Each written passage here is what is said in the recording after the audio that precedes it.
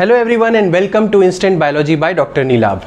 आज जिस टॉपिक के ऊपर हम बात करने वाले हैं वो बहुत इंपॉर्टेंट है और बहुत रिक्वेस्टेड टॉपिक है।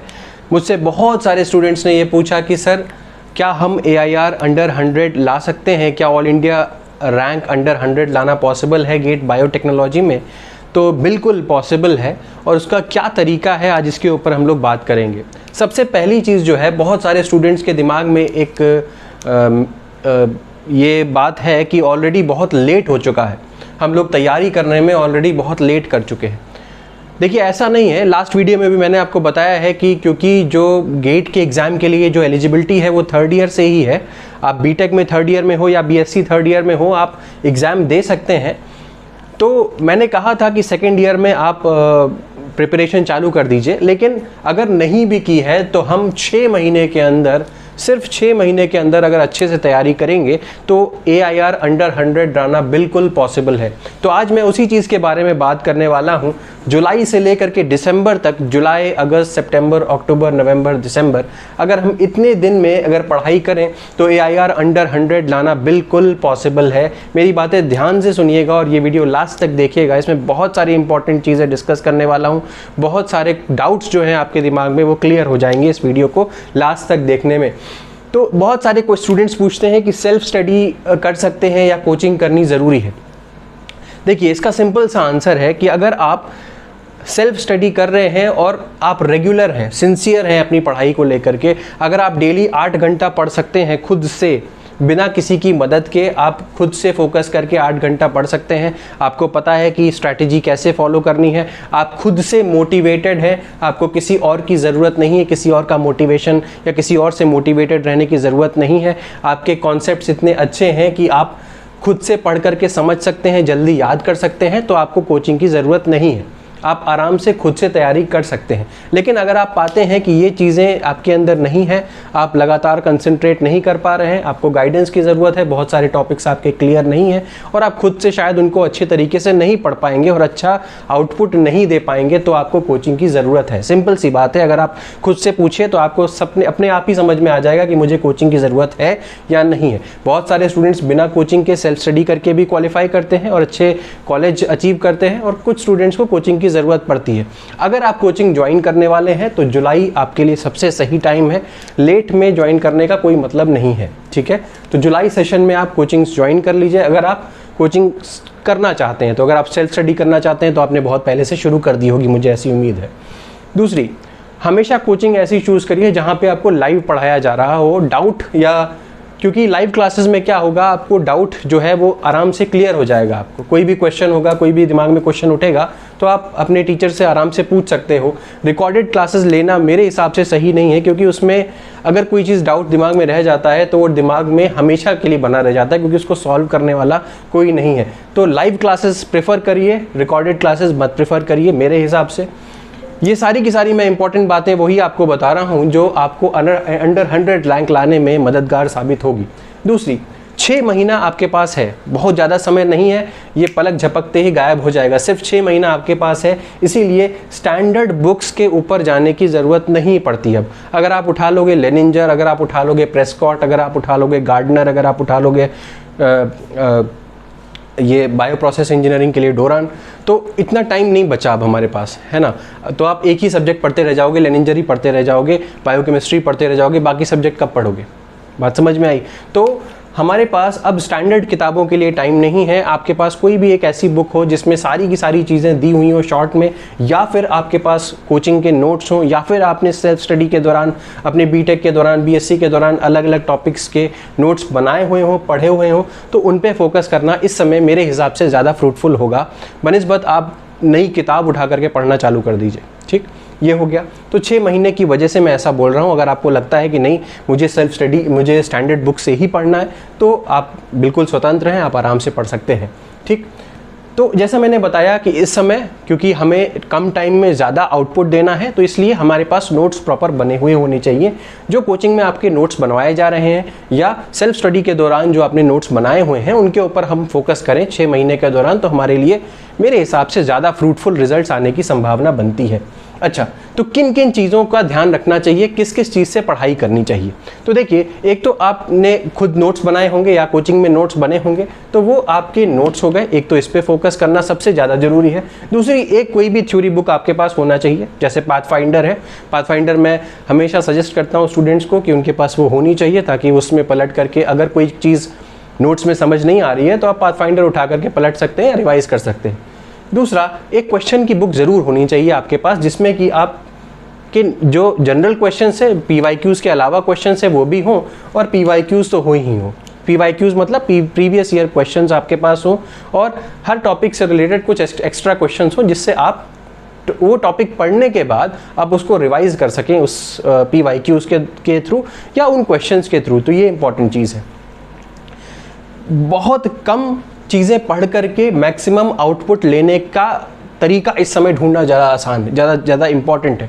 क्योंकि आप जितना ज़्यादा पढ़ेंगे, क्योंकि टाइम कम है, जितना ज़्यादा आप चीज़ों को पढ़ेंगे उतना आपके पास सारी चीज़ों को कवर करने का समय कम होता चला जाएगा। ठीक है, 6 महीना ही है, बहुत सारी चीज़ें पढ़नी है ना, 5 सेक्शंस हैं, तो उन 5 को पढ़ने के लिए हमें मटेरियल मिनिमम कवर करना चाहिए और आउटपुट जो है वो मैक्सिमम होना चाहिए।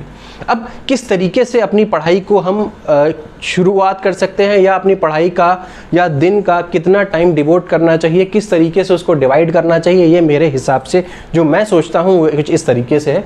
आप कम से कम 8 घंटा डेली का निकालिए। इन 6 महीने में सब कुछ भूल जाइए, सारे रिश्ते नातेदार सब भूल जाइए, मूवीज़ और इधर उधर घूमना फिरना, बाहर खाने पीने जाना, ये सारी चीज़ें भूल जाइए कुछ 6 महीने के लिए।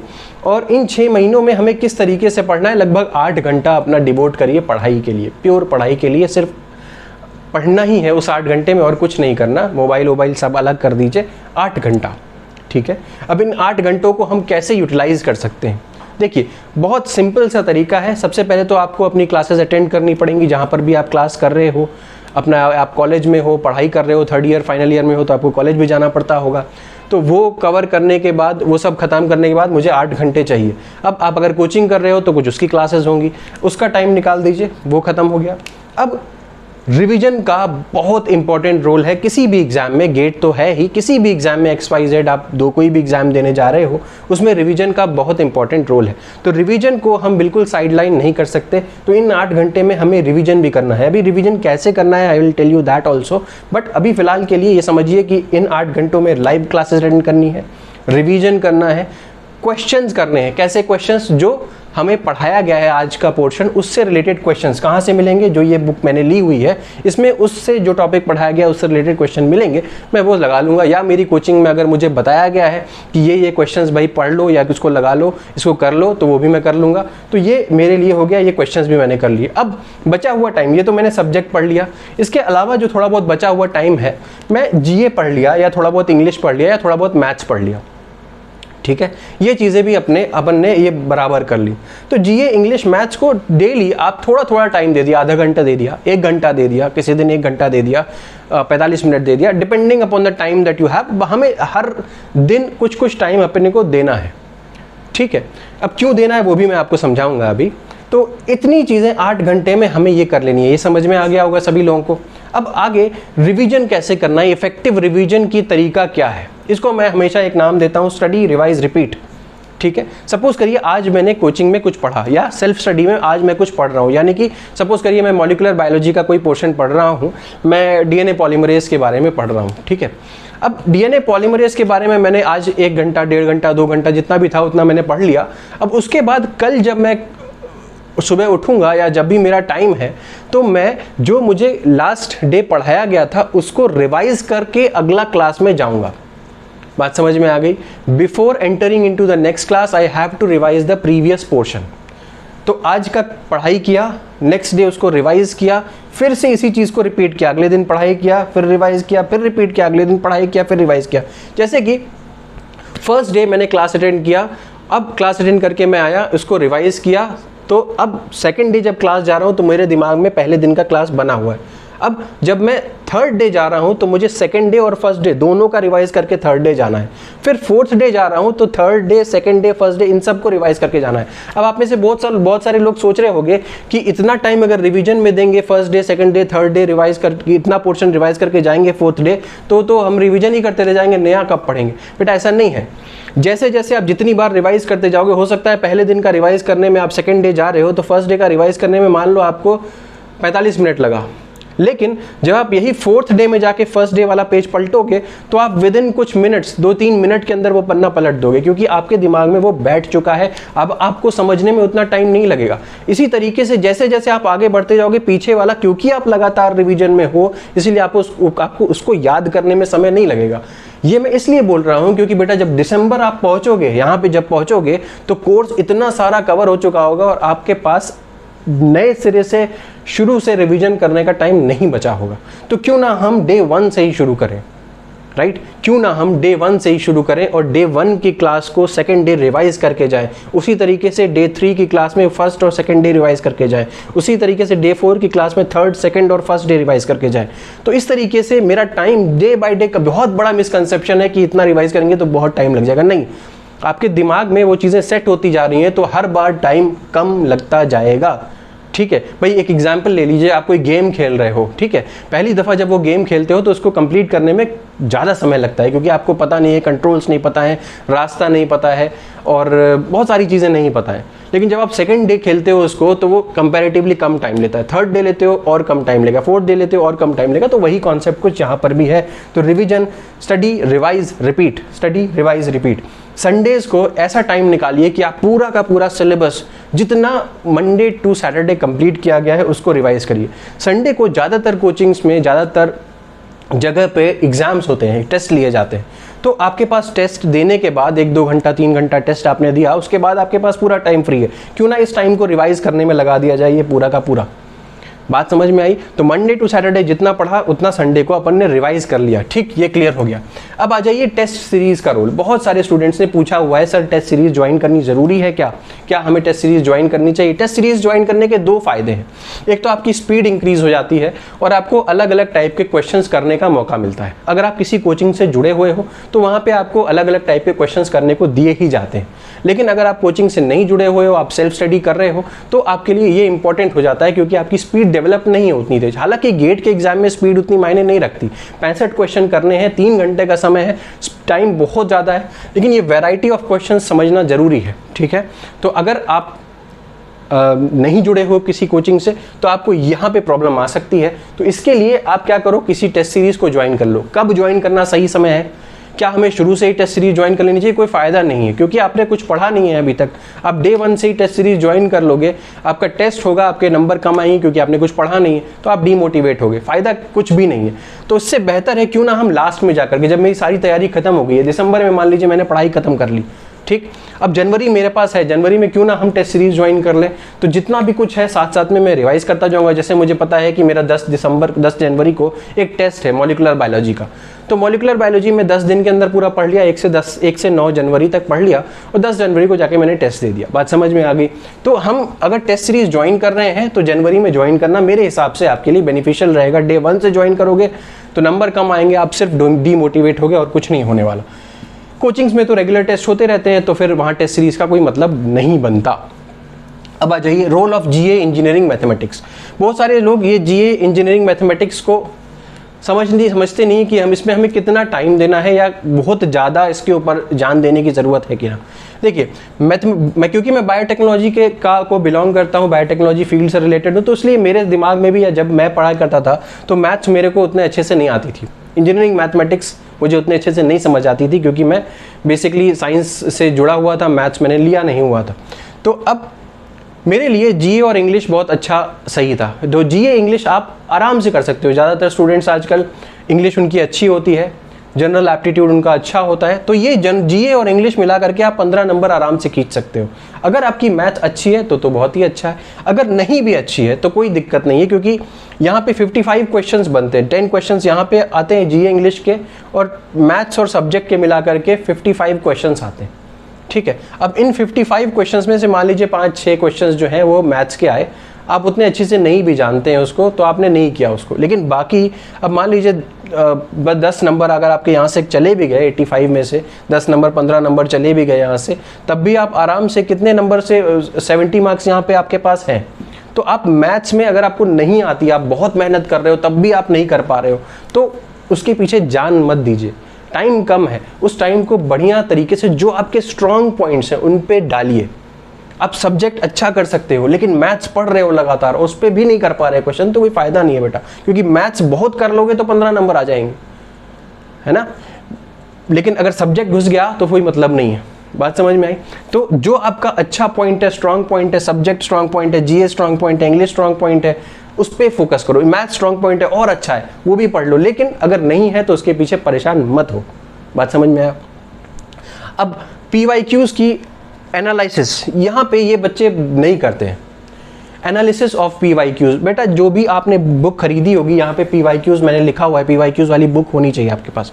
पीवाईक्यूज वाली बुक को आप खुद से एक बार पलटो, आपको समझ में आएगा कि किस चैप्टर से कितने मार्क्स के क्वेश्चंस आ रहे हैं। उनमें से हमें मेन को तो टारगेट करना ही करना है, उस पर तो हमें अपना सारा फोकस डालना ही डालना है। जैसे कि छोड़ो बाकी सब छोड़ो, बायोकेमिस्ट्री पूरे गेट का बाप है समझ लो, ठीक है। और तो और बायोकेमिस्ट्री अगर आ गई तो हमारा मॉल बायो भी क्लियर हो जाएगा, माइक्रो भी क्लियर हो जाएगा, जेनेटिक्स में भी उसका असर पड़ता है। तो बायोकेमिस्ट्री हमें अच्छे से आनी चाहिए, ठीक है। इसको तो छोड़ने का सवाल ही नहीं उठता। अगर आप नहीं भी पढ़ पा रहे हो तो कम से कम ऐसी चीजें मत छोड़ना जो आनी ही आनी है। जैसे बायोकेम 15 नंबर का आता ही आता है, बायो प्रोसेस 15 नंबर का आता ही आता है। अब की बार पेपर कौन बना रहा है? आईआईटी कानपुर बना रहा है। न्यूमेरिकल आएंगे ही आएंगे, कुछ नहीं, उससे कुछ भाग नहीं सकते। तो बायोकेम, बायो प्रोसेस, आरडीटी आना ही आना है, 10 नंबर का आता है। मॉल बायो 10 नंबर का आता है, इम्यूनो 7 नंबर का, जेनेटिक्स 5 नंबर का। तो इस तरीके से मैंने पिछले एक वीडियो में एनालिसिस भी कर रखी है कि किस चैप्टर से कितने क्वेश्चन आते हैं। ये एनालिसिस करो खुद से और अपने आप का को एनालाइज करो कि तुम्हारे लिए कौन सा सब्जेक्ट आता है। मेरे को बायोकेमिस्ट्री बहुत पसंद है, ठीक है, मुझे biochemistry one of the favourite subjects, तो मेरे को बाकी चीज़ों में दिक्कत नहीं होती है। बायो प्रोसेस मुझे अच्छे से समझ में आ जाता है, बायोकेम मुझे अच्छे से समझ में आ जाता है, आरडीटी समझ में आ जाता है। तो आप अपने इंटरेस्ट के हिसाब से चूज़ करो कि मुझे ये सब्जेक्ट पे तो कमांड करना ही करना है, इसमें से मुझे 15 नंबर में से 15 लेके आना ही आना है। बायो प्रोसेस आएगा तो मुझे 15 लेके आना ही आना है। तो बेटा देखो, 2 सब्जेक्ट में आपको 30 मिल जा रहे हैं। अगर आप यहाँ से खींच लो 15 नंबर तो हमारे 45 नंबर तो हो गए। मैंने बताया था ना 45 + 50 के आसपास अगर आप जाओगे तो आप IIT पहुँचोगे। बात समझ में आई कि नहीं आई? तो ये चीज़ें हो गई। एनालाइज करिए पीवाईक्यूज़ को, ये समझ में आ गया। अब इस 6 महीने के दौरान आप बहुत बार डीमोटिवेट हो गए। बहुत सारे लोग आपके दोस्त कहेंगे यार क्या पढ़ाई कर रहा है, कुछ मतलब नहीं है, इससे क्या होगा, क्या कर लेगा एमटेक करके। ये सब मत सोचिए, मत सुनिए उनकी बातों को। आपने एक एम बनाया है और उस एम की तरफ आपको बहुत मजबूती के साथ आगे बढ़ना है। तो दूसरों की बातें मत सुनिए। Do not worry how others are preparing. दूसरा आपसे बोल रहा है भाई ये क्या पढ़ रहा है, ये थोड़ी ना आता है एग्जाम में। आपने खुद एनालाइज किया है, आपने खुद पीवाईक्यूज देखे हैं। दूसरों की बातों पे भरोसा नहीं करना है, आप अपने एनालिसिस पे भरोसा करिए, ठीक है। कहने दीजिए कि ये ऐसे क्यों पढ़ रहा है, वैसे क्यों पढ़ रहा है, ऐसे क्यों पढ़ रही हो, वैसे क्यों पढ़ रही हो, मत सुनिए। दूसरा, while solving MCQs look at all options. ये बहुत इंपॉर्टेंट है। अगर मान लीजिए एक MCQ आया, उसमें से 4 ऑप्शन आपको दिए हुए हैं, ठीक है। इन चारों के चारों ऑप्शन में एक ऑप्शन आपको पता है ये है, लेकिन उन बाकी 3 ऑप्शंस को जरूर देखिए। हो सकता है उनमें से कोई एक ऑप्शन ऐसा हो जिसके बारे में आपने सुना ही ना हो। तो क्या जाता है, क्यों ना एक शब्द को गूगल पे डाल के सर्च कर लिया जाए, एक ऑप्शन को गूगल पे डाल के सर्च कर लिया जाए, एक नई चीज़ पता चल जाएगी, है ना। हो सकता है वही नाम से कहीं अगली बार क्वेश्चन आ जाए। तो हमें चूकना नहीं है, ठीक है। कहीं से भी क्वेश्चन पूछे, हम मजबूत हैं, हम तैयार हैं अच्छा करने के लिए। तो हर MCQ देखने के बाद हर ऑप्शन को ज़रूर देखेंगे, और नहीं आता है तो उसको सर्च करेंगे कि इसके बारे में हमें पता चल जाए। जितने PYQs दिए हुए हैं, आपका एक एम होना चाहिए, जितने PYQs, जितने MCQs मेरी बुक में दिए हुए हैं जो मैंने खरीदी है, मुझे वो पूरे करके जाना है 6 महीने के अंदर। उसमें से एक सवाल मुझे नहीं छोड़ना है, ये सारे के सारे मुझे करके जाने हैं। अगर बेटा आप इतनी चीज़ें कर लेते हो तो आपको गेट AIR 100 आने से कोई नहीं रोक सकता, ठीक है। अगर आप ये सारी की सारी बातें फॉलो करते हो, इसको गेट AIR अंडर 100 आने से आपको कोई नहीं रोक सकता, ठीक। दूसरी चीज़, बहुत सारे स्टूडेंट्स पूछ रहे हैं कि सर अगर कोचिंग ज्वाइन करनी है, आपके साथ अगर पढ़ना है तो उसके कुछ फीचर्स हमें बता दीजिए कि जो आप क्लासेस कंडक्ट करवा रहे हैं उसके फीचर्स बता दीजिए। तो ऑलरेडी मैं इसके ऊपर एक वीडियो बना भी चुका हूँ। तो ये सारी की सारी बातें जो मैंने आपको बताई हैं वो हमारी क्लासेस में इंप्लीमेंट होंगी इस बार। तो हो क्या रहा है, इस बार 20th से हमारा बैच शुरू हो रहा है, 20th जुलाई से बैच शुरू हो रहा है। इसमें आपको कुछ भी नहीं लिखना है, सारे के सारे नोट्स मैं आपको बना करके दूंगा। PDF फाइल्स आपको नोट्स की फॉर्म में मिलेंगी ही मिलेंगी। साथ में आपको हर जो क्लास के बाद आपकी रिकॉर्डिंग्स मिलेंगी, ताकि इन केस आपको कॉलेज जाने की वजह से या किसी भी वजह से आप क्लास नहीं कर पाए तो आपको रिकॉर्डिंग मिल जाएगी। इसके साथ साथ आपको डेली प्रैक्टिस प्रॉब्लम्स मिलेंगी, DPP मिलेगा, डेली प्रैक्टिस प्रॉब्लम्स। हर चैप्टर या हर क्लास के बाद उससे रिलेटेड कुछ प्रॉब्लम्स आपको दी जाएंगी, आपको सॉल्यूशन करके उसको देना है, DPP। इसके अलावा संडेज़ को आपका टेस्ट होगा, ठीक है। चैप्टर खत्म हुआ, संडे को टेस्ट ले लिया, ये हो गया। नेक्स्ट, इस बार हम एक नया फीचर और इंक्लूड कर रहे हैं जिसमें हम लोग क्विक रिवीजन करवाएंगे। लास्ट के 10 दिन में क्विक रिवीजन होगा, ताकि हम जो भी पोर्शन हमने पढ़ा हुआ है उसके इंपॉर्टेंट पोर्शंस को, उसके इंपॉर्टेंट टॉपिक्स को हम जल्दी से जल्दी रिवाइज कर सकें। Quick revision.